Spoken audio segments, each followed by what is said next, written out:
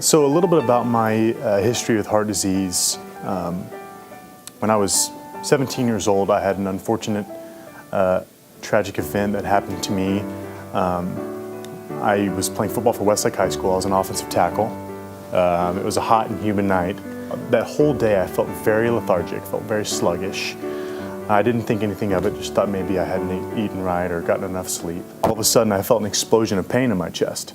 Then all of a sudden, people are yelling to us, "Barbara, Paul, Matt's down." And I remember he was lying on the ground, face up, and his feet were actually still up on the bench. We immediately just knelt down on his side, felt for a pulse. And there was no pulse. And we immediately started CPR. We run down, I'm thinking, well, somebody's had a cardiac arrest down there. And we didn't really quite know it was Matt. I just saw two people doing CPR. That was the first time I've used an AED, and one shock, the fact that it got him back so quick was great. One of the critical parts of the story, thankfully my school had an AED donated to them, and it had never been used. And then State Representative Donna Howard contacted me, and she asked me to come testify in front of the UIL Medical Advisory Board, and I helped her on her initiative to make sure that all AEDs were mandatory at UIL sanctioned events. So from when I was a young child, I had hopes and dreams of playing for the Dallas Cowboys, and playing at the University of Texas. When my cardiac arrest happened, that was all taken away from me overnight, and that was tough to deal with. And then when we found out that I couldn't play, I communicated that with Coach Brown, and he again reiterated that I was going to be a part of the program. They were going to put me on a medical scholarship. They were going to allow me to be as involved in the program as I wanted to be. Well, to know that I had a spot, I had an opportunity,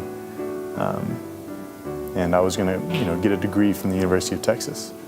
Coach Brown said something very important to my father at that point. He said, whether or not Matt can or can't play, you and your family are going to be a part of our program. Matt committed to us, and on that day we committed to him. And so no matter what, he's going to be a Longhorn. I mean, everybody that hears the story is just like, oh, he's so lucky that you were both doctors and you were on the field. But it diminishes the importance of learning CPR, being prepared to start CPR, and asking for a defibrillator and being willing to use it. And anybody can put a defibrillator on a person who's suffering from sudden cardiac arrest.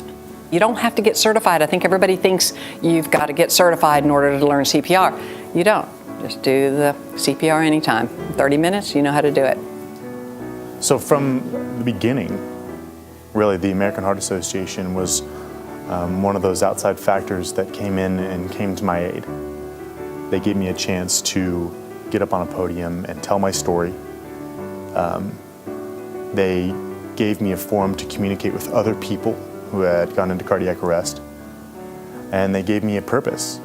I became an advocate for the American Heart Association, for the world of people who go into cardiac arrest who have heart disease, giving me opportunity. I'm a cardiac device sales rep now. I work for St. Jude Medical, a Fortune 500 company, and part of the reason that I think that I was given these opportunities was because of organizations like the American Heart Association.